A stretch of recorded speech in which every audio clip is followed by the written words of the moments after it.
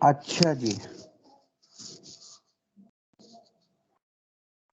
اعوذ باللہ من الشیطان الرجیم، بسم اللہ الرحمن الرحیم۔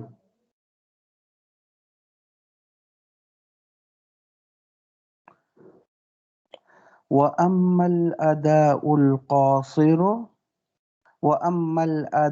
الْقَاصِرُ فَهُوَ تَسْلِيمُ عَيْنِ الْوَاجِبِ مَعَ النُّقْصَانِ فِي صِفَتِهِ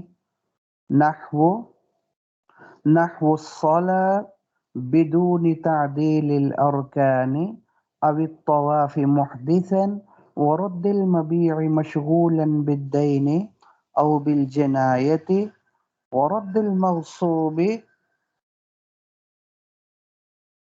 مباح الدم بالقتل أو مشغولا بالدين۔ اچھا جی، یہ پہلی قسم ختم ہو گئی ادا کی، ادائے کامل، اس کی تعریف بھی پڑھ لی، اس کا حکم بھی بیان ہو چکا اور اس کی مثالیں بھی آپ کے سامنے گزر چکی۔ آج دوسری قسم پڑھ رہے ہیں، وَأَمَّا الْأَدَاءُ الْقَاصِرُ، ادائے قاصر۔ پہلی قسم ادا کی تھی کامل، دوسری قسم تھی قاصر، سمجھے؟ کامل کسے کہتے تھے؟ جو چیز ذمہ لگی ہے پوری کی پوری وہی چیز بعین ہی ادا کرنا۔ کیا معنی؟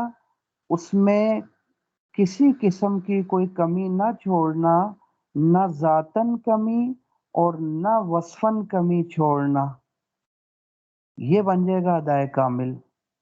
ذات کے اعتبار سے بھی کمی نہیں چھوڑی اور اس میں وصف اور صفت کے اعتبار سے بھی کمی نہیں چھوڑنی۔ جو چیز ذمہ لگی وہی دینی اور جیسے ذمہ لگی ویسے ہی ادا کرنی، یہ تھی ادائے کامل۔ دوسری قسم ادا کی ہے ادائے قاصر۔ کسے بولتے ہیں ادائے قاصر؟ ادائے قاصر بولتے ہیں جو چیز ذمہ لگی ہے وہی دی، ذات کے اعتبار سے کمی نہیں کی، البتہ وصف کے اعتبار سے کمی رہ گئی۔ چیز وہی ہے، کیونکہ اگر وہ نہ دو، اس کے مثل دو، وہ تو قضا بن جائے گی۔ دی وہی چیز جو ذمہ تھی ہے ادا، لیکن تھوڑی کمی بھی چھوڑ دی۔ کس اعتبار سے؟ وصف کے اعتبار سے کمی ہے، ذات کے اعتبار سے کمی نہیں۔ جو چیز تھی ذمے میں وہی دی، لیکن جیسی تھی ویسے نہیں دی، صفت میں کمی آ گئی، وصف کے اعتبار سے کمی آ گئی، یہ ادائے قاصر۔ ادا کیوں؟ کیونکہ جو چیز ذمہ لگی تھی وہی دی، سمجھے؟ ذات کے اعتبار سے کمی نہیں، سمجھے؟ وہی ذات دی جو ذمہ لگی۔ البتہ قاصر کیوں؟ کیونکہ صفت کے اعتبار سے کمی آ گئی، اس لیے قاصر۔ قاصر معنی ناقص، ٹھیک ہے؟ مثال کے طور پر ظہر کی نماز ظہر کے وقت میں ذمہ لگ گئی۔ اب آپ مجھے بتائیں، ظہر کی نماز پڑھی، ظہر کے وقت میں پڑھی، ادا ہے یا نہیں؟ کیونکہ اگر ظہر کے وقت میں نہ پڑھی وہ تو ادا ہے نہیں، تو قضا بن جائے گی۔ نماز ظہر کے وقت میں لگی تھی تو جو چیز ذمہ لگی وہی دی، ظہر کے وقت میں ظہر کی نماز تو ادا ہو گئی، لیکن تعدیل ارکان نہ کیا۔ تعدیل ارکان کا معنی ہر رکن کو اطمینان کے ساتھ ٹھہر ٹھہر کر ادا نہ کیا، جلدی جلدی میں نماز پڑھ لی، رکوع کیا جلدی سے اٹھ گئے، سجدہ کیا جلدی سے، اٹھے بیٹھے، اٹھک بیٹھک لگائی ہوئی ہے، سمجھے؟ تعدیل ارکان نہیں، تو یہ وصف کے اعتبار سے کمی آ گئی، یہ ادا قاصر ہے ادا، کیونکہ ظہر کی نماز ظہر کے وقت میں پڑھ رہا ہے، لیکن ہے قاصر۔ کیوں؟ کیونکہ صفت میں کمی آ گئی۔ ٹھہر ٹھہر کر پڑھنا یہ ایک وصف تھا، سمجھے؟ اگر یہ تعدیل ارکان بھی پورے کرتا، ٹھہر ٹھہر کر سکون کے ساتھ اطمینان کے ساتھ نماز پڑھتا، ہر رکن کا حق اس کو دیتا، تو یہ کامل تھی. لیکن جلدی جلدی پڑھی، تعدیل ارکان نہ کیے تو وصف کے اعتبار سے کمی آ گئی، وصف میں کمی آئی، لہذا قاصر. لیکن پڑھی نماز ہی اور پڑھی ظہر کے وقت میں ہی، لہذا ادا. اسی طریقے سے ذمہ لگا تھا کھرا، دینا تھا کھرا سکہ اور دیا کھوٹا. دیا سکہ ہی جو ذمے میں تھا، ادا ہو گئی، لیکن دیا کھوٹا، تو کس اعتبار سے کمی آ گئی؟ وصف کے اعتبار سے. یہ کیا بن جائے گا؟ ادائے قاصر. اب آپ دیکھیے لفظوں میں ملا لیں. وَأَمَّا الْأَدَاءُ الْقَاصِرُ، ادائے قاصر کسے بولیں گے؟ فَهُوَ تَسْلِيمُ عَيْنِ الْوَاجِبِ، سمجھے، اس واجب کے عین کو سپرد کرنا. عین مانا واجب کی ذات کو سپرد کرنا. جو چیز ذمہ لگی تھی، عین کیا مانا؟ بعینی ہی وہی چیز دی، خدا ہو گئی. سمجھے؟ لیکن قاصر کیوں؟ مع النقصان فی صفتی، عین تو ہے مگر صفت میں کمی آ گئی. تو صفت میں کمی آ گئی تو ناقص ہو گئی، قاصر ہو گئی. سمجھے؟ یہ تعریف ہو گیا ادائے قاصر. جو چیز ذمہ لگی تھی وہی سپرد کی، وہی ادا کی، ادا ہو گئی. لیکن صفت میں کمی آ گئی تو قاصر ہو گئی. مثال نحو جیسے نماز بدون تعدیل الارکان، ذمہ لگی تھی کیسے؟ الصلاۃ بدون تعدیل الارکان، سمجھے، ظہر کے وقت میں ظہر کی نماز ذمہ لگی تو پڑھی بھی نماز، اور ظہر کے وقت میں پڑھی تو ادا تو ہو گئی، ہے تو ادا، کیونکہ جو چیز ذمہ لگی تھی وہی ادا کی. ظہر کے وقت میں ذمہ کیا لگی تھی؟ ظہر کی نماز، تو وہی ادا کی جو ذمہ لگی تھی، ادا ہو گئی. لیکن بدون تعدیل الارکان، جلدی جلدی ادا کی، ٹھہر ٹھہر کر ہر رکن کو تعدیل ارکان کے ساتھ ادا نہ کیا، لہذا قاصر ہو گئی، تو ادائے قاصر.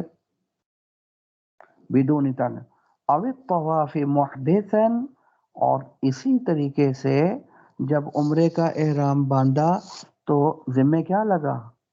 عمرہ. عمرے کے اندر کیا کرنا تھا؟ طواف، 7 چکر لگانے تھے، سمجھے. تو ذمے لگے تھے طواف، ادا بھی طواف ہی کیے، 7 ہی چکر لگائے. تو جو چیز ذمہ لگی تھی وہی سپرد کی، کیا بن جائے گا؟ ادا. لیکن جیسے ذمہ لگی تھی ویسے ادا نہیں. ذمہ کیا لگا تھا؟ طواف، وہی ادا کیا، سعی نہیں کی، صفا مروہ کی سعی نہیں کی. جو چیز ذمہ لگی تھی طواف، وہی ادا کیا، وہی سپرد کیا. جب وہی سپرد کیا تو ادا. لیکن کیا وضو کے بغیر، وضو نہیں کیا تو صفت میں کمی آ گئی، تو یہ ادائے قاصر. ادا کیوں؟ جو ذمہ لگا وہی دیا. ذمہ کیا لگا تھا؟ طواف، تو وہی دیا، صحیح نہیں دی اس کی جگہ پر، یہ ہو گیا ادا. لیکن کیا وضو کے بغیر، لہذا قاصر اور ناقص ہو گیا، صفت میں کمی آ گئی. اچھا جی، ابھی طواف محدثن، طواف کیا وضو کے بغیر حالت حدث میں، تو جو ذمہ لگا دیا وہی طواف، تو کیا ہو جائے گا؟ ادا. لیکن کیا بے وضو، وضو کے بغیر، لہذا قاصر. تیسری مثال ورد المبیع مشغولا بالدین، اچھا کسی کا غلام غصب کر لیا، چھین لیا. اب غلام اس کے پاس آ گیا. اب غلام نے کیا کیا؟ اب غلام بازار جاتا رہا، وہاں سے ہوٹل بھی جاتا رہا، وہاں جاتا رہا، چائے پینا شروع کر دی، سمجھے، کھانا کھاتا رہا، چائے پیتا رہا، ٹھیک ہے. اب جب واپس کیا، کیا چھینا تھا؟ غلام. کیا غصب کیا تھا؟ غلام. تو ذمے میں کیا تھا؟ وہی غلام مالک کو واپس کرو. کیا وہی غلام واپس جو ذمے میں تھا، ٹھیک ہے. مالک کو وہی غلام واپس کیا تو کیا بن گیا؟ ادا. کیونکہ جو چیز ذمے میں تھی وہی دی. ذمے میں کیا تھا؟ غلام جو چینا ہے وہی واپس کرو، تو وہی واپس کیا، تو کیا ہوگی؟ ادا. سمجھے؟ لیکن صفت میں کمی آ گئی. وہ کیا کہ جب چھینا تھا اس وقت مدیون اور مقروض نہیں تھا، ابھی وہ مقروض ہو گیا. تو پہلے مدیون والی صفت نہیں تھی، مقروض والی صفت، اب وہ مقروض والی صفت بھی آ گئی. تو پھر یہ ادا کون سی ہوگی؟ قاصر. دیا وہی جو ذمے میں تھا، تو ادا. سمجھے؟ لیکن صفت میں کمی آ گئی. پہلے مقروض نہیں تھا، اب مدیون اور مقروض ہے، تو صفت میں کمی آ گئی، تو ادا قاصر. ٹھیک ہوگی بات؟ ورد المبیع مشغولا بالدین. اچھا یہ تو پہلے مبیع کی مثال دے دی، وہ غصب والی مثال اس کے آگے آ رہی ہے. چلے کوئی بات نہیں. ورد المبیع مشغولا بالدین او بالجنایت. کہنے لگے کوئی مبیع خریدا، غلام ہی خرید لیا، ٹھیک ہے، مشتری نے، بائی نے اس کو بیچ دیا. اب بائی کے ذمے واجب تھا، اس کے ذمے میں تھا کہ جو غلام مشتری نے خریدا ہے وہی غلام اس کو دے. ٹھیک ہے، لیکن اب کیا ہوا؟ بائی نے تو خریدنے کے بعد وہی غلام وہ باہر جا کے چائے پیتا رہا، اور جب وہ چائے پیتا رہا تو مقروض ہو گیا.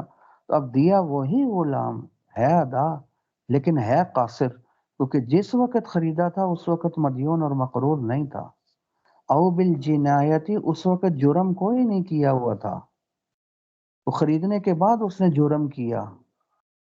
ٹھیک ہے، تو اب مجرم غلام واپس دے وہی رہا ہے، لہذا ادا، لیکن ہے مقروض، ہے جرم والا، تو پھر قاصر. صفت میں کمی آ گئی. اسی طرح وہ جو اگلی مثال میں نے آپ کو دی تھی وہ انہوں نے بعد میں دی. ورد المغصوب مباح الدم بالقتل. اسی طرح غلام کیا کیا؟ اس نے غصب کر لیا، چھین لیا. اب کیا ہوا؟ اب وہ اس غلام کا باہر جا کر کسی کے ساتھ جھگڑا ہوا، اسے بندے کو قتل کر دیا. اب آپ دیکھیں، وہ جو غلام تھا مغصوب، جس وقت غصب کیا اس وقت وہ ممنوع الدم تھا، اس نے کسی کو قتل کیا ہوا نہیں تھا، لہذا اس کو مارنا بھی حرام تھا، ممنوع تھا. سمجھے؟ لیکن اس کے پاس آ کر اس نے جرم کر لیا، قتل کر لیا. جب قتل کر لیا، اب یہ بھی مباح الدم ہو گیا، اب اس کو بھی قتل کرنا قاضی کے لیے، جج کے لیے مباح ہو گیا. تو دیا وہی غلام جو غصب کیا تھا، تو ادا. لیکن جس وقت چھینا تھا اس وقت ممنوع الدم، اب مباح الدم. سمجھ آ رہی ہے؟ تو صفت میں کمی آ گئی، لہذا دائیں قاصر، کیونکہ پہلے ممنوع الدم اب مباح الدم. اسی طریقے سے او مشغولا بالدین او الجنایت بسبب عند الغاصب. کہنے لگے اسی طریقے سے غلام جو چھینا تھا جب وہ واپس کیا تو وہ مقروض ہو چکا تھا، یا اس سے جرم سرزد ہو گیا تھا. اور جرم بھی کہاں کیا؟ غاصب کے پاس آ کر کیا، مالک کے پاس نہیں کیا تھا. دیا تو وہی غلام مالک کو، تو ادا. لیکن اب کیا ہو گیا؟ اب صفت میں کمی آ گئی، مدیون اور مقروض ہو گیا، جرم ہو گیا، مجرم بن گیا. سمجھ میں آئی؟ تو صفت میں کمی آ گئی، تو ادا قاصر. ادا کیوں؟ کیونکہ وہی دیا تو ذمے میں تھا. قاصر کیوں؟ کیونکہ صفت میں کمی آ گئی. اچھا، یہ ادا قاصر کی تعریف بھی آ گئی، اس کی قسمیں بھی آپ کے سامنے آ گئیں. آگے اس کا حکم بیان کر رہے ہیں، ادا قاصر کا حکم. ٹھیک ہے، ادا قاصر کا حکم کیا ہے؟ وحکم هذا النوع انه ان امكن جبر النقصان بالمثل ينجبر به والا يسقط حكم النقصان الا في الاثم. کہنے لگے ادائے قاصر کا حکم یہ ہے کہ اس کے اندر جو چیز ذمے لگی تھی دے وہی رہا ہے، لیکن صفت میں کمی آ رہی ہے، ناقص دے رہا ہے. سمجھے؟ اب یہ جو نقصان آیا صفت کی کمی کی وجہ سے، اگر اس کی تلافی ممکن ہو، جبیرہ ممکن ہو، تو اس کی تلافی مثل کے ذریعے کی جائے گی۔ اس کو کہا جائے گا جی کہ اس کی تلافی کرو جی، نقصان پورا کرو جی، اس کا مثل ادا کرو تاکہ نقصان پورا ہو جائے، مالک کا نقصان نہ ہو۔ اگر تلافی ممکن ہو تو پھر تلافی کی جائے گی، لیکن اگر نقصان ایسا کیا ہے کہ اس کی تلافی مثل کے ذریعے ہو ہی نہیں سکتی، تو پھر وہ نقصان ساقط ہو جائے گا، پھر اس کے ذمے اس کی تلافی ضروری نہیں ہوگی، مگر یہ کہ یہ گناہگار ہوگا۔ اس کو اللہ کے حضور رو رو کر اللہ سے معافی مانگنی ہوگی، اور مالک سے بھی معذرت اور معافی مانگنی ہوگی، سمجھے؟ لیکن تلافی نہیں کی جائے گی۔ تلافی کس صورت کے اندر کی جائے گی؟ جس صورت میں تلافی اس نقصان کے مثل کے ذریعے پورا کرنا ممکن بھی ہو، تو اس صورت میں تو تلافی کر لی جائے گی۔ لیکن اگر تلافی ممکن نہ ہو تو پھر اس کیس میں یہ گناہگار ہوگا، اس کو اللہ سے توبہ اور معافی مانگنی پڑے گی، ٹھیک ہے بھائی؟ یہی حل ہوگا، کیونکہ تلافی مثل کے ذریعے ممکن ہی نہیں ہے، ٹھیک ہے؟ دیکھ لیں، وحکم هذا النوع، اس ادائے قاصر کا حکم یہ ہے، انہ ان امکن جبر النقصان، اگر نقصان کا جبیرہ یعنی اس کی تلافی بالمثل، مثل کے ذریعے، اس نقصان کے مثل کے ذریعے اس کی تلافی ممکن ہو، تو پھر ینجبر بھی ہی، تو پھر اس مثل کے ساتھ اس نقصان کی جو صفت والا نقصان آیا ہے، سمجھے، اس مالک کی شے میں، تو اس کی تلافی کی جائے گی اگر تلافی ممکن ہو۔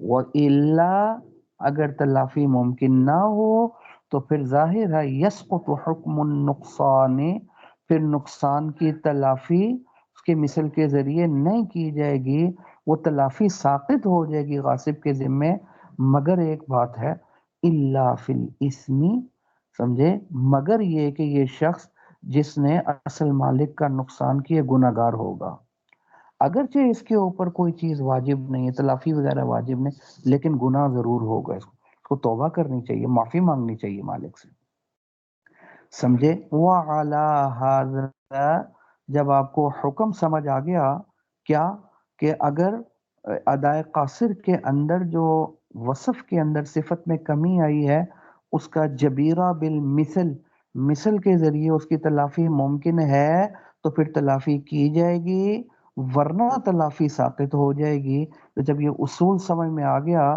تو ادائے قاصر کا حکم سمجھ میں آ گیا، تو اسی پر پھر ہم یہ مثالیں دیتے ہیں آپ کو جی۔ پہلی مثال، اذا ترک تعدیل الارکان فی باب الصلاة لا يمکن تدارکہ بالمثل، فرض کر لیں کسی خاتون نے یا کسی شخص نے نماز ادا کی اور بڑی جلدی جلدی نماز ادا کی، سمجھے، تعدیل ارکان پورے نہیں کیے، ہر رکن کو ٹھہر ٹھہر کر ادا نہیں کیا، اور تعدیل ضروری تھی اس کے ذمے، سمجھے؟ تو اب یہ ادا تو ہوئی جو چیز ذمے میں تھی، ابھی میں نے ذکر کیا ظہر کی نماز ظہر کے وقت میں ذمے میں تھی، تو ظہر ہی کی نماز پڑھی ہے، تلاوت نہیں کی، ظہر ہی کی نماز پڑھی اور ظہر کے وقت میں پڑھی، لہذا ادا ہو گئی، جو ذمے میں تھی وہی دی تو ادا ہو گئی، لیکن صفت میں کمی آ گئی، تعدیل ارکان نہیں کی۔ اچھا، جب صفت میں کمی آ گئی ہے، اب اس کمی کی تلافی کیسے کریں گے؟ کہنے لگے شریعت نے اس کی تلافی بیان نہیں کی، شریعت میں کہیں نہیں آیا کہ اس تعدیل ارکان چھوٹنے کی وجہ سے سجدہ صاف کر لیا جائے، لہذا اس کی وہ تلافی اور جبیرہ جب نئی شریعت نے بیان کیا تو تلافی ممکن ہی نہیں، لہذا سجدہ صاحب کے ذریعے اس تعدیل ارکان چھوٹنے کی تلافی نہیں کی جائے گی، مگر یہ کہ جس شخص نے جلدی جلدی نماز پڑھی ہے، تعدیل ارکان ہر رکن ٹھہر ٹھہر کر ادا نہیں کیا، وہ گناہگار ہوا، اس کو چاہیے کہ اللہ سے توبہ کر لے اور آئندہ احتیاط کرے۔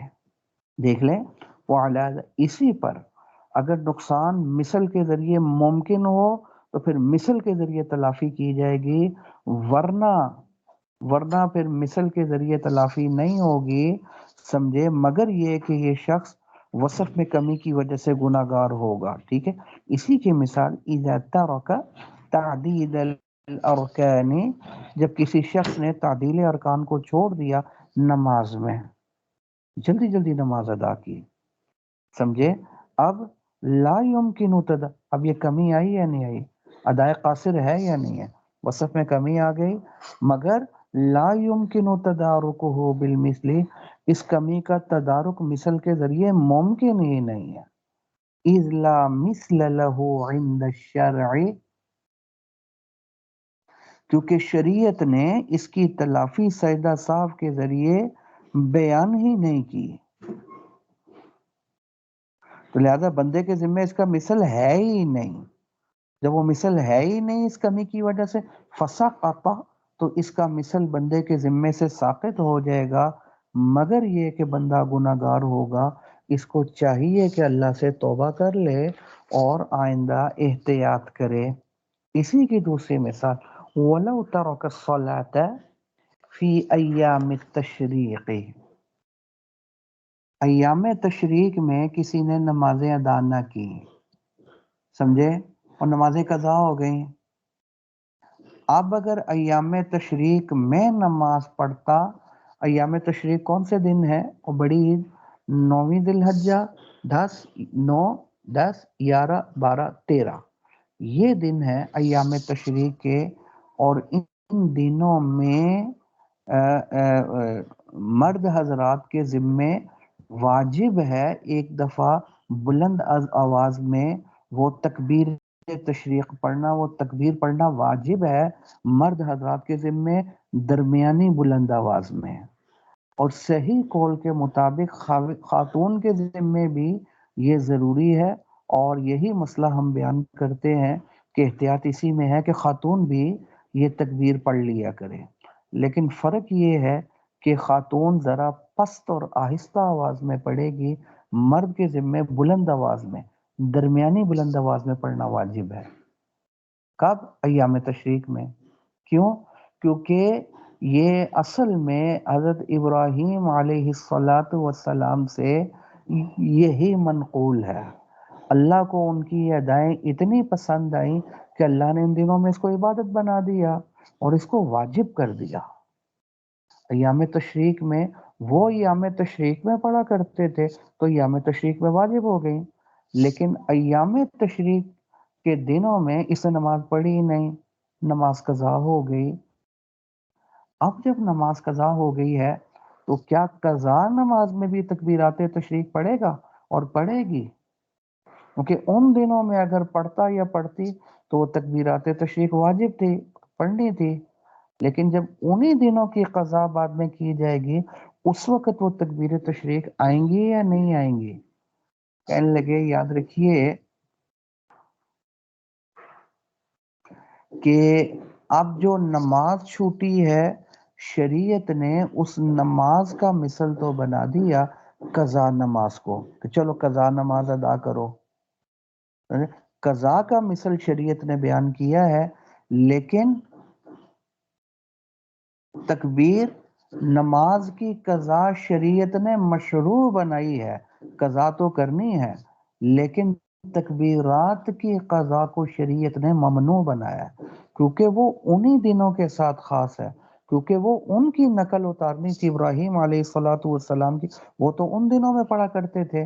لہذا ان کے علاوہ تکبیرات تشریق قضا میں اور دنوں میں پڑھنا یہ ممنوع، سمجھے. لہذا اب کیا ہے، اب ان دنوں میں مثل کے ساتھ تلافی ممکن نہیں، کیونکہ تو ان کی نقل اتارنے کی وجہ سے تھی، تو نقل تو ان دنوں میں پڑھا کرتے تھے وہ، تو بعد میں تو نہیں پڑھتے تھے. تو اب یہ جو کمی آ گئی ہے وصف کے اندر کہ اب تکبیرات تشریق نہیں پڑھی جا رہی، اس کی تلافی مثل کے ذریعے ممکن ہی نہیں ہے، کیونکہ یہ انہی دنوں میں پڑھی جا سکے. جب یہ ممکن ہی نہیں ہے تو پھر کیا ہوگا؟ پھر اس کی تلافی مثل کے ذریعے ان تکبیرات کی تلافی نہیں کی جائے گی، بلکہ کیا کیا جائے گا؟ اللہ سے توبہ کی جائے گی، معافی مانگی جائے گی. البتہ وہ جو نماز قضا ہو گئی تھی اس کی تلافی ممکن ہے مثل کے ذریعے. وہ کیا؟ ویسے ہی نماز قضا کر لو. تو اس کی تلافی ممکن، لہذا نماز تو نماز کی تلافی بن جائے گی، لیکن تکبیر تشریق کی تلافی ممکن نہیں، تو اس کی تلافی مثل کے ذریعے نہیں ہوگی، نماز کی نماز کے مثل کے ساتھ ہو جائے گی، تکبیر کی نہیں، لہذا اس پر صرف توبہ استغفار کریں۔ دیکھ لیں اسی کی مثال دے دی، وَلَوْ تَرَكَ الصَّلَاةَ فِي أَيَّامِ التَّشْرِيقِ، ایام تشریق میں نماز کسی نے چھوڑ دی، نہیں پڑھی ان دنوں میں نماز، قضا ہو گئی، فَقَضَاهَا فِي غَيْرِ أَيَّامِ التَّشْرِيقِ، ٹھیک ہے، اب ایام تشریق کے علاوہ دنوں میں یہ اس کی قضا کر رہی ہے، یہ قضا کر رہا ہے، لا یکبر، اب یہ تکبیر نہیں کہے گا، کیوں؟ لأنه ليس له التکبیر بالجاری شرعا، کیوں؟ کیونکہ ان دنوں کے علاوہ میں تکبیر جہرن شرعن مشروع ہی نہیں ہے بلکہ ممنوع ہے، کیونکہ شریعت نے انہی دنوں میں مشروع کیا ہے تکبیر کو، ایام تشریق، کیوں؟ تاکہ ابراہیم علیہ السلام کے ساتھ مشابہت ہو جائے، تو وہ تو انہی دنوں میں پڑھا کرتے تھے، اس کے علاوہ نہیں پڑھتے تھے، اس لیے اس کے علاوہ دنوں میں شریعت نے مشروع نہیں بنایا، لہذا اس کے علاوہ دنوں میں اگر کرے تو اس کی مثل کے ذریعے اس کی تلافی ممکن ہی نہیں ہے، سمجھ آ رہی ہے؟ لہذا اس کی جب تلافی ممکن ہی نہیں ہے تو پھر اس کی تلافی نہیں کی جائے گی تکبیرات کی، ہاں لیکن یہ شخص جس نے تکبیرات چھوڑ دی گناہگار ضرور ہوا، لہذا اس کو توبہ کرنی چاہیے۔ ہاں نماز کی تلافی ممکن ہے نماز کے ذریعے، کیونکہ شریعت نے اس کی قضا کو مشروع بنایا، لہذا جس کی تلافی ممکن ہے وہ کر لی جائے گی، اور جس کی ممکن نہیں ہے وہ تلافی نہیں کی جائے گی، مگر صرف یہ کہ اللہ سے اس کے بارے میں توبہ استغفار کی جائے گی۔ وقلنا اور مثالیں ہم دیتے ہیں اس بات کی، اگر تلافی ممکن ہو تو پھر تلافی مثل کے ذریعے کی بھی جائے گی، اس کی مثال جیسے مثال کے طور پر وقلنا فی ترک قراءۃ الفاتحۃ، سمجھے؟ اب یہ وہ چیزیں ہیں، یہ اب یہ کہنا چاہتے ہیں بعض چیزیں ایسی ہیں شریعت نے ان کا جبیرہ اور ان کی تلافی مقرر کی ہے، لہذا جب وہ ناقص ادا کریں گے تو اس کی تلافی ممکن ہے سجدہ صاحب کے ذریعے، تو پھر وہ سجدہ صاحب کے ذریعے ان کی تلافی کی جائے گی، کیونکہ یہ سجدہ صاحب مثل شرعی ہے، شریعت نے اس کو مثل بنایا ہے۔ مثال کے طور پر کسی کی عیدین کی تکبیرات چھوٹ گئیں، آپ نے دیکھا نا جو لوگ عید کی نماز پڑھتے ہیں امام صاحب کے پیچھے، کیونکہ عید کی نماز جماعت کے ساتھ ہی ہو سکتی ہے، تو اس میں 6 زائد تکبیرات ہوتی ہیں، 3 پہلی رکعت میں 3 دوسری میں، یہ 6 کی 6 زائد تکبیرات جو ہیں یہ کیا ہے؟ واجب ہے، یہ 6 زائد تکبیرات کیا ہے؟ واجب ہے۔ اب اگر کسی نے وہ تکبیرات ہی نہیں پڑھی، سمجھے، تو واجب چھوڑ دیا، جب واجب چھوڑ دیا تو پھر اس صورت میں اس کیس میں اب کیا کیا جائے گا؟ شریعت نے اس کا مثل بنایا ہے، وہ کیا بنایا ہے؟ سجدہ صاحب کو سجدہ صاحب کرنا پڑ جائے گا۔ اسی طریقے سے کسی نے فاتحہ چھوڑ دی، کسی نے فاتحہ چھوڑ دی، سورۃ فاتحہ ہی نہیں پڑھی، نماز میں سورۃ فاتحہ کی تلاوت ہی نہیں کی، تو سورۃ فاتحہ کو تو شریعت نے واجب قرار دیا تھا، سمجھے، تو واجب چھوڑ دیا، تو اب شریعت کیا کہتی ہے؟ اس کی تلافی شریعت نے کس کے ذریعے کی ہے؟ اس کی تلافی کے لیے شریعت نے کیا چیز مقرر کی ہے؟ سجدہ صاحب، وہ مثل ہے کس کا؟ ترک قرات فاتحہ کا، وہ اس کی تلافی بن سکتا ہے، لہذا اس کے ذریعے تلافی کر دی جائے گی۔ اور اسی طریقے سے دعائے قنوت کسی نے چھوڑ دی وتر کے اندر، قنوت بھی تو واجب ہے، وہ چھوڑ دی، تو اس کو بھی شریعت نے کیا کیا؟ سجدہ صاحب کو اس کا مثل بنایا ہے، تو سجدہ صاحب کے ذریعے تلافی کی جائے گی۔ اسی طرح تشہد چھوڑ دیا، پہلی رکعت میں 2 رکعتوں کے بعد قاعدہ اولا میں یا قاعدہ اخیرہ میں تشہد پڑھنا تو دونوں صورتوں میں واجب ہے، قاعدہ اولا میں بھی قاعدہ اخیرہ میں بھی، کسی نے تشہد ہی چھوڑ دیا، سمجھے؟ تو اب تو اس کی تلافی کس کے ذریعے کی جائے گی؟ سجدہ صاحب کے ذریعے کی جائے گی۔ یاد رکھیے یہ سجدہ صاحب ان غلطیوں کا مثل شرعی تو ہے، مثل عقلی نہیں، عقلاً مثل نہیں ہے، شرعاً مثل ہے، ورنہ اشکال ہو سکتا تھا۔ چھوٹی تھی تکبیرات اور کر رہا ہے سجدہ صاحب، چھوڑی تھی فاتحہ اور تلافی کر رہا ہے سجدہ صاحب کے ذریعے، تو وہ اور چیز ہے، یہ اور چیز ہے، یہ اس کا مثل کیسے بن گیا؟ چھوڑی تھی دعائے قنوت تو اس کی تلافی قنوت کے ذریعے کرنی چاہیے تھی، آپ کہہ رہے سجدہ صاحب کے ذریعے ہوگی، سمجھے؟ ہاں تلافی سجدہ صاحب کے ذریعے ہوگی، کیوں؟ کیونکہ یہ مثل عقلی تو نہیں ہے، عقلاً تو ان چیزوں کا مثل نہیں ہے، لیکن شرعاً یہ مثل ہے، کیونکہ شریعت نے اس کو مثل بنایا ہے، لہذا اسی کے ذریعے تلافی کی جائے گی۔ دیکھ لیں وقلنا، اسی پر ہم کہتے ہیں ان مثالوں میں تلافی ممکن ہے مثل کے ذریعے، لہذا کی جائے گی۔ وہ کون سی صورت؟ فی ترک قراءۃ الفاتحہ، فاتحہ کی تلاوت چھوڑ دی کسی نے دعائے پہلی دو رکعتوں میں، کیونکہ آخری دو رکعتوں میں فرض نماز کی آخری دو رکعتوں میں سو فاتحہ واجب ہی نہیں ہے، لہذا اگر کوئی شخص خاموش کھڑا رہا آخری دو رکعتوں میں یا سبحان اللہ پڑھتا رہا ظہر میں، عصر میں، عشاء کی آخری دو رکعتوں میں، نماز پھر بھی ہو جائے گی، سجدہ صاحب واجب نہیں ہوگا، کیونکہ فرض کی آخری دو رکعتوں میں فاتحہ واجب ہی نہیں ہے، پہلی دو رکعتوں میں واجب ہے۔ اسی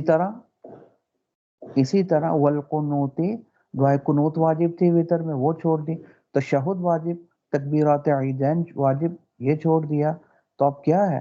اس کی تلافی ممکن ہے نا مثل کے ذریعے، لہٰذا وہ تلافی کی جائے گی۔ وہ کیا؟ انہو ینجبر بالسہو، اس کی تلافی کس کے ذریعے کی جائے گی؟ سجدہ صاحب کے ذریعے۔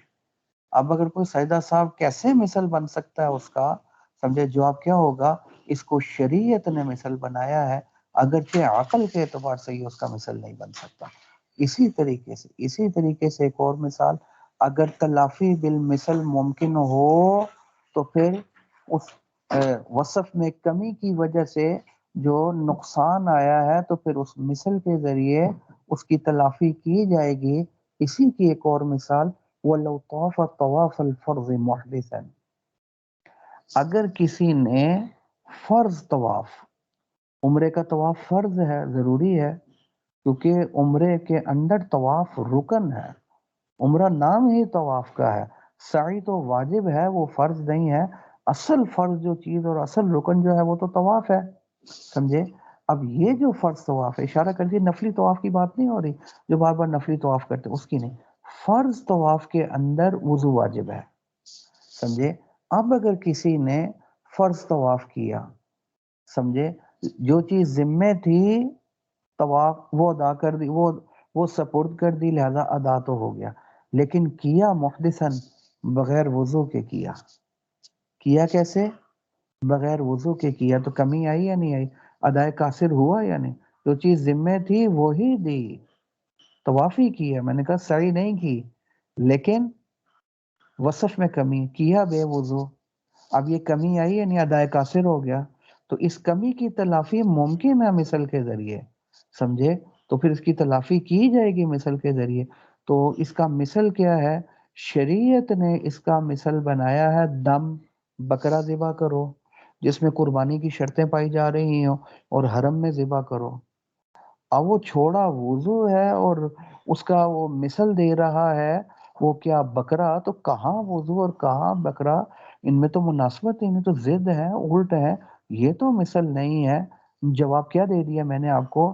یہ عقلاً مثل نہیں ہے لیکن شرعاً مثل ہے، شریعت نے اس کو مثل بنایا ہے، اور مثل شرعی کے ذریعے تلافی ممکن ہے، لہذا دم دینا واجب ہو جائے گا اور اس کے ذریعے اس کی تلافی کی جائے گی۔ یہ بھی اس کی مثال، تلافی بالمثل ممکن تو پھر تلافی کی جائے گی، بے وضو طواف فرض کر لیا تو کمی ادائے قاصر ہے یا نہیں ہے، لہذا ینجبر ذلک بالدم، تو اس کی تلافی کی جائے گی اس نقصان کی کس کے ذریعے؟ دم کے ذریعے۔ یہ اسی شبے کا جواب دے دیا کہ یہ اس کا مثل کیسے بن گیا؟ دم چھوڑا وضو تھا، دے دم رہا، تو یہ تو اس کا مثل نہیں ہے، اس کا جواب دے دیا وَهُوَ مِثْلٌ لَهُ شَرْعًا، شریعت نے اس دم کو اس وضو کا مثل بنایا ہے، عقل نے نہیں۔ عقل تو یہی کہتی ہے کہ دونوں کا آپس میں کوئی تعلق ہی نہیں، یہ اس کا مثل نہیں ہونا چاہیے، لیکن شریعت کہتی ہے مثل ہونا چاہیے۔ ساری غلطیوں کا مرکز یہ ہے جو میں اب نقطہ بیان کرنے لگا ہوں، ہماری ساری غلطیوں کا مرکز یہ ہے کہ ہمارا یہ دین تابع نقل ہے، تابع عقل نہیں ہے۔ جیسے حضور صلی اللہ علیہ وسلم سے نقل ہو کر آ گیا یہ دین ہے، بھلے ہماری عقل میں وہ بات آئے یا نہ آئے، ہمارا یہ دین عقل کے تابع نہیں ہے، یہ نقل کے تابع ہے، جیسے حضور صلی اللہ علیہ وسلم سے نقل ہو کر آ جائے، بھلے وہ ہماری عقل میں چھوٹی سی کھوپڑی میں سمجھ آئے یا نہ آئے، دین اسی چیز کا نام ہے۔ سمجھے حضرت علی نے کیا خوبصورت جملہ بولا تھا، ہمارے لگے یاد رکھنا، اگر ہمارا یہ دین عقل کے تابع ہوتا، نقل کے تابع نہ ہوتا، تو جو ہم موزوں کے اوپر مسا کرتے ہیں نا، تو موزوں کے نیچے مسا ہوتا، موزوں کے اوپر نہیں۔ عقل تو یہی کہتی ہے نیچے کرو، کیونکہ چل رہا ہے پھر رہا ہے، تو اگر کوئی گندگی کوئی میل لگی ہو تو نیچے لگی ہوئی ہوگی، تو پھر نیچے مسا کرنا چاہیے تاکہ میل صاف ہو جائے، گندگی صاف ہو جائے، اور ہم کرتے ہیں اوپر۔ کیوں؟ عقل تو یہ چاہتی ہے مسا نیچے کرو، لیکن میں نے دیکھا حضور صلی اللہ علیہ وسلم کو، حضرت علی فرماتے ہیں کہ موزوں کے اوپر مسا فرما رہے تھے، نیچے نہیں، تو اس سے موزوں کے اوپر مسا ہوگا، نیچے نہیں۔ کیوں؟ کیونکہ ہمارا یہ دین نقل کے تابع ہے، عقل کے تابع نہیں۔ دادا جی علیہ رحمہ بہت خوبصورت جملہ بولتے ہیں، فرماتے تھے وجہ اس کی یہ ہے، کوئی کتنا ہی بڑا کیوں نہ ہو جائے، کتنا ہی بڑا کیوں نہ ہو جائے، وہ اللہ اور اس کے رسول سے بڑا نہیں ہو سکتا۔ سمجھے؟ اس لیے اللہ اور اس کے رسول کی بات سپریم بات ہے، وہ چیلنج نہیں ہو سکتی۔ اب یہ جتنے قانون انہوں نے بنائے ہوئے ہیں جو خلاف شریعت ہیں، وہ اسی بنا پر مفتی شفیع صاحب علیہ رحمت، مفتی اعظم پاکستان حضرت نے وہ ایوب خان کے نام خط لکھا، وہ جوہر الفقہ کے اندر وہ چھپا بھی۔ سمجھے؟ اس میں یہی تھا کہ جو آپ نے عائلی قوانین بنائے ہیں، یہ طلاق والا مسئلہ ہو گیا، خلا والا مسئلہ ہو گیا، یتیم پوتے کی وراثت والا مسئلہ ہو گیا، قانون دے رہا ہے، شریعت نہیں دے رہی۔ انہوں نے فرمایا بھئی اللہ کے عذاب سے بچنا چاہیے، ڈرنا چاہیے، فوری طور پر ان قوانین کو درست کیا جائے، یہ قانون شریعت کے خلاف ہے۔ وہ کہنا جی بات سنو، اب لوگ کہتے ہیں نا جی اب دیکھو بھی یتیم پوتا ہے، اس کا باپ بھی موجود نہیں، بیچارہ باپ فوت ہو گیا، کھانے پینے کے لیے کچھ نہیں ہے اس کے پاس، عام طور پر ایسا ہی ہوتا ہے نا، جس کا باپ نہ ہو تو پریشانیاں ہی پریشانیاں ہیں۔ تو اب آپ کہتے ہو دادا کی وراثت سے اس کو کچھ بھی نہیں ملے گا، بیٹے لے کر چل جائیں گے، یتیم پوتا فارغ ہو جائے گا، اس کو تو زیادہ ملنا چاہیے، اس کا زیادہ خیال کرنا چاہیے، تو وہ عقل لے کر آ گئے۔ بخاری شریف کی روایت ہے، بیٹے کے ہوتے ہوئے بیٹے کا بیٹا وارث نہیں بن سکتا، تو نقل وہ کہتی ہے وارث نہیں، عقل کہتی ہے وارث، کہتے وارث ہونا چاہیے، اور وارث بنا دیا۔ آج بھی جنگ چل رہی ہے عدالت کے اندر، تو کہاں سے آ کر غلطی لگی کہ ہمارا یہ دین عقل کے تابع نہیں، ہمارا یہ دین نقل کے تابع، جیسے حضور صلی اللہ علیہ وسلم سے نقل ہو کر آ گیا۔ یہ میں اسلام آباد انٹرنیشنل یونیورسٹی میں میرا جانا ہوا، ایک پروگرام تھا، پوری دنیا سے حضرات انہوں نے بلائے ہوئے تھے، سعودیہ سے بھی ہے، اردن سے بھی، پتہ نہیں کہاں کہاں سے، ہمارے یہاں سے وہ پی ایچ ڈی ڈاکٹر حضرات، پھر وہ ان کی اپنی ترتیبیں، اور بھی دائیں بائیں سے، اور پورے اسٹوڈنٹ کا ایک مجمع تھا، میرے خیال میں بلا مبالغہ 10,000 سے زیادہ کا مجمع ہوگا۔ اسلام آباد انٹرنیشنل یونیورسٹی میں پروگرام تھا، پورے پاکستان سے انہوں نے، وہ جو بڑے بڑے مدارس تھے ادھر سے بھی علماء کو بلایا ہوا تھا، جامعہ شفیع سے میں گیا ہوا تھا۔ اچھا، اب جو انہوں نے ہمیں بٹھایا اور ہماری کلاس لگائی انہوں نے، اف، الامان والحفیظ، اتنا پریشان کیا، ایک دو دفعہ میں اٹھنے لگا تو مجھے وہ ساتھیوں نے بٹھایا، انہوں نے کہا مفتی، میں کہا اب نہیں سنا جاتا بیٹا، وہ کہنے لگے اس کا جواب کون دے گا، وہ یعنی ایسی ایسی باتیں، ایسے ایسے اعتراض، مثال کے طور پر وہ ایک نے یہ اعتراض کیا جی یہ ہمارے ہاں جو پریشانیاں ہیں، لوگ جو پریشان ہیں اور اس وقت جو تباہی مچی ہوئی ہے اس میں بہت بڑا ہاتھ جو ہے نا جی یہ ان علماء کا بھی ہے اور ان کا بڑا غلط رول ہے۔ وہ کیا؟ اس نے کہا میں مثال دیتا ہوں کہ ایک غلط حرکت ہوئی کسی جگہ پر، کوئی غلط کام ہوا کوئٹہ میں، سسر نے بہو کے ساتھ جو معاملہ جو بھی ہوا، تو اب علماء نے فتویٰ دیا کہ یہ نکاح اس کا اپنے خاوند سے ختم ہو گیا۔ نکاح خاوند سے ختم ہو گیا، وہ بیچاری پہلے ہی رو رہی ہے، چیخیں مار رہی ہے، برباد ہو گئی ہے، اتنی تکلیف اس کو پہلے پہنچی ہے، ایک نیا آئٹم بم گرایا اس کے اوپر، کہتے ہیں نکاح ہی ختم ہو گیا۔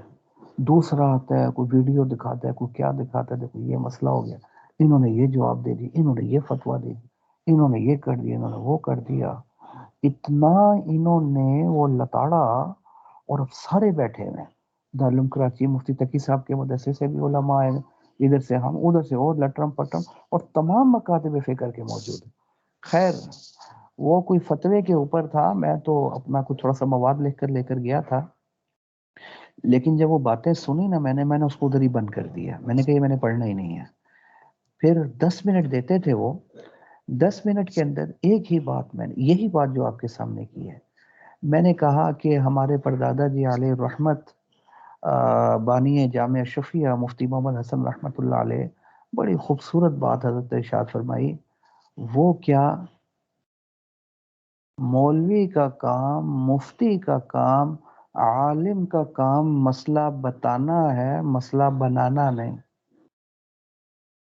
آپ جب مفتی سے مسئلہ پوچھیں گے تو وہ مسئلہ اس کا کام ہے مسئلہ بتانا، جو قرآن اور حدیث کے اندر مسئلہ آ گیا ہے وہ مسئلہ بتا دے گا، گھر بیٹھ کر بنائے گا نہیں۔ جو آپ کہہ رہے ہیں نا کہ ہلکے مسئلے ہونے چاہیے، نرم ہونے چاہیے، سختی نہیں ہونی چاہیے، یہ تو تب ممکن تھا نا جب ہم گھر بیٹھ کر مسئلے بناتے ہوں، تو آپ کہیں کہ بھئی نرم نرم ہونے چاہیے، ہلکے ہلکے ہونے چاہیے، تو اگر ہم گھر بیٹھ کے بنا تو پھر تو ٹھیک ہوگی بات، لیکن ہم بناتے نہیں ہیں، ہم بتاتے ہیں۔ جو قرآن و حدیث میں مسئلہ آ گیا ہم اس کے بارے میں بتاتے ہیں، تو ظاہر ہے نرمی والا سوال ہم سے نہیں ہو سکتا، ہم سے زیادہ یہ سوال ہو سکتا ہے کہ جو آپ نے مسئلہ بیان کیا ہے اس کی دلیل کیا ہے، کون سی حدیث میں ہے، کون سی آیت میں، ہاں وہ دلیل ہم ضرور دے دیں گے آپ کو، یہ اس حدیث سے ثابت ہے، یہ اس آیت سے ثابت ہے، دلیل ہمارے ذمے ہے، نرم بنانا۔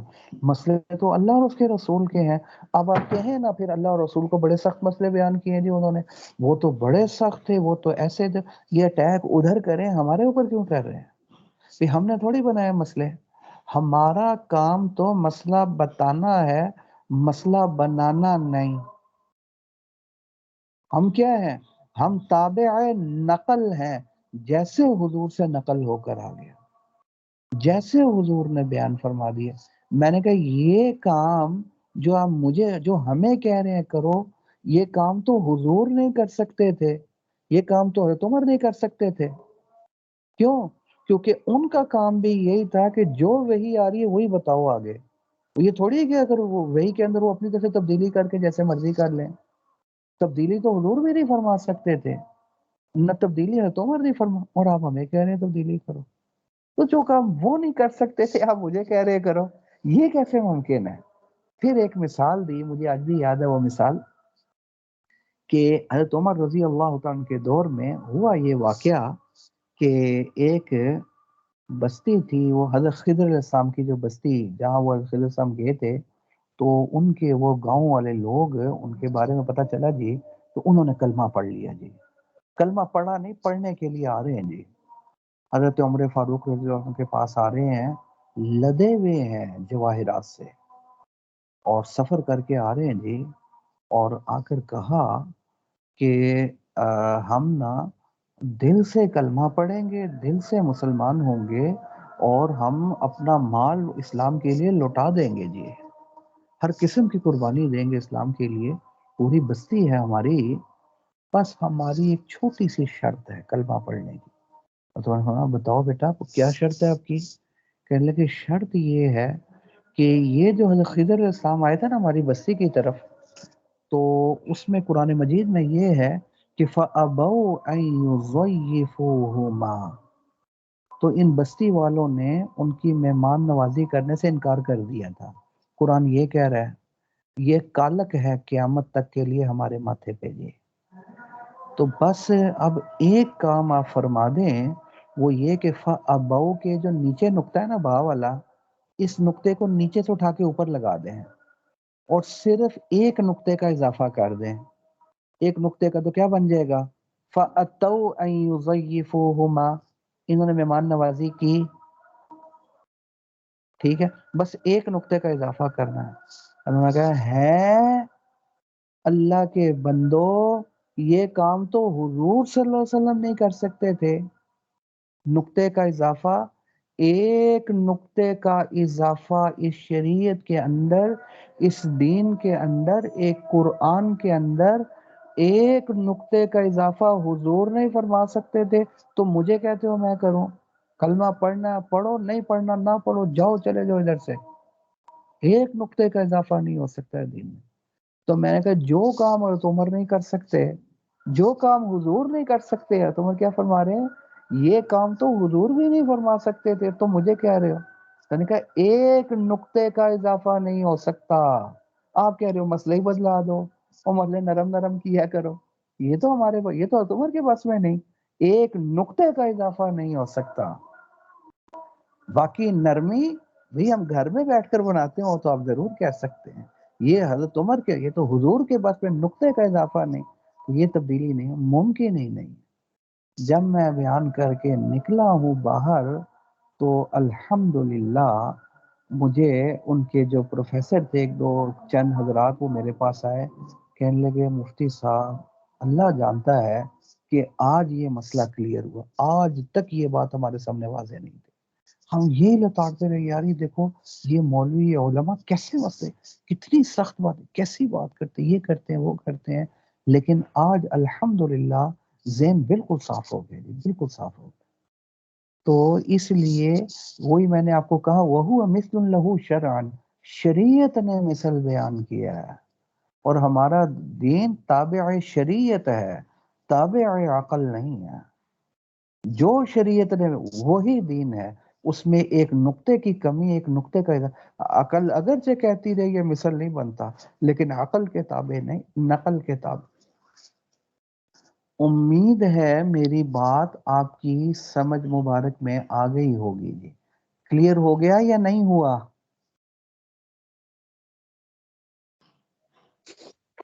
جی استاد جی کلیئر ہوا، لیکن یہ ایک بات مجھے ابھی تک کھٹکتی ہے کہ دادے کی جائیداد میں پوتا وارث کیوں نہیں ہوتا؟ ہاں یہ اچھا کیا آپ نے سوال کر لیا، یہ دادے کی جائیداد میں پوتا وارث نہیں ہوگا کیونکہ اس کے بارے میں بخاری شریف کے اندر آ گیا، شریعت نے اس کو وارث نہیں بنایا دادے کا بیٹا ہوتے ہوئے۔ باقی وہ اشکال رہ گیا کہ پھر تو اس بیچارے کا نقصان ہو گیا، اور اس کا تو باپ ہی نہیں ہے، وہ تو زیادہ خیال کرنا چاہیے، یہ اشکال ہوتا ہے نا، تو اس کا حل شریعت میں موجود ہے۔ بھی جی دادے کو چاہیے کہ اس کے بارے میں وصیت کر جائے، بھی دادے اچھا کو وصیت تو چاہیے آپ کہ اس کو گفٹ کر دے زندگی میں۔ کیا وصیت تو ایک تہائی حصے میں ہی کر سکتے ہیں نا؟ ہاں تو تہائی حصے میں کر سکتے، تہائی تھوڑا ہوتا ہے، تہائی ہی صحیح۔ ملنا تھا یا اس سے بھی کم ملنا تھا۔ ہوں۔ بھئی اگر دو اچھا بیٹے ہیں، زیادہ تین بیٹے ہیں، زندگی میں پوتے بیٹیاں کے بھی نام؟ تو گفٹ بھی تو کر سکتے ہیں نا، زندگی میں گفٹ کر دیں، جتنا مرضی کر دیں گفٹ۔ ہاں ٹھیک ہے۔ بھئی راستے تو موجود ہیں نا، بھئی وراثت نہیں ملے گی کا مطلب یہ تھوڑی ہے کہ شریعت نے حرام کر دی ہے کہ ان کو دینا ہی نہیں ہے۔ ہاں بھئی ٹھیک آپ اس کو گفٹ کر دو، زندگی میں گفٹ کر دو، اور 1/3 دینا، وصیت کرنا چاہتے ہو وصیت کر دو، زندگی میں مالک بنا کر دے دو، دوسرے راستے بھی موجود ہیں۔ یہی تو جواب دیا تھا ان کو کہ بھئی دوسرے راستے موجود ہیں اور آپ اس کو اپلائی کر لو۔ ان کو میرا مطلب ہے جو دینا چاہ رہا ہے وہ وصیت کر دیا کرے، وہ گفٹ دے دیا کرے، یہ کوئی بات ہے کرے؟ وراثت تو شریعت نے بنائی نہیں ہے، یہ تو حرام ہے اس کو وراثت کے طور پر دینا۔ بات کلیئر ہوئی یا نہیں ہوئی؟ جو پیرنٹس ہوتے ہیں، یعنی آپ فادر نہیں یا مدر ہیں صرف، اور کوئی ان کا ایسے کمانے مارا اس طرح کچھ نہیں، ان کو بھی آپ سپورٹ کر سکتے ہیں نا، اس میں بھی تو کوئی پرابلم نہیں۔ کس کو؟ مدر کو، جیسے مدر بیوہ ہیں اور کچھ نہیں کر رہی ہیں، اور آپ ایز ان کی ڈاٹر کے طور پر ان کی بیٹی ہیں، تو ان کو بھی تو اب فائنینشلی دیکھیں مدر تو بیٹی کی وارث بن جاتی ہے نا، اچھا اس کو تو چھٹا حصہ ملے گا نا. اگر بیٹی کی آگے اولاد موجود ہے تو والدہ کا چھٹا حصہ ہے نا، شریعت نے مقرر کی ہے. اس کے باوجود اگر آپ سپورٹ کرنا چاہتے ہیں، ان کی خدمت کرنا چاہتے ہیں، کوئی گفٹ دینا چاہتے ہیں، نہ صرف یہ جائز ہے بلکہ یہ تو عبادت ہے، بہت زیادہ ثواب ہے، صحیح. منع تو نہیں ہے. تو کسی کا بھی جب غیر کا کر سکتے تو اپنوں کا نہیں کر سکتے. اپنوں کا تو ڈبل ثواب ہے. ایک تو آپ نے ان کو ان کا خیال رکھا، ان کی ضرورت کو پورا کیا، اور دوسرا صلہ رحمی. باہر تو چلو صدقہ میرے ہو گیا، صلہ رحمی تو نہیں. غلط ہے کہ اگر ہم کسی کو ایسے سپورٹ کرتے ہیں تو پھر ہم اس کو تھوڑا سا حقارت میں دیکھنے لگ جاتے ہیں. یہ میرا خیال ہے رویہ غلط ہے. نہیں، رویہ تو غلط ہے. والدہ کو جو دیا جاتا ہے نا، والد کو بھی دیا جاتا ہے. زکوٰۃ تو نہیں دی جا سکتی ان کو تو گفٹ کیا جاتا ہے نا. ان کو تو تحفہ ہدیہ اور گفٹ دینا چاہیے. ٹھیک ہے، ٹھیک ٹھیک ہے جی نا؟ شکریہ. چلیں ٹھیک ہے جی، السلام علیکم.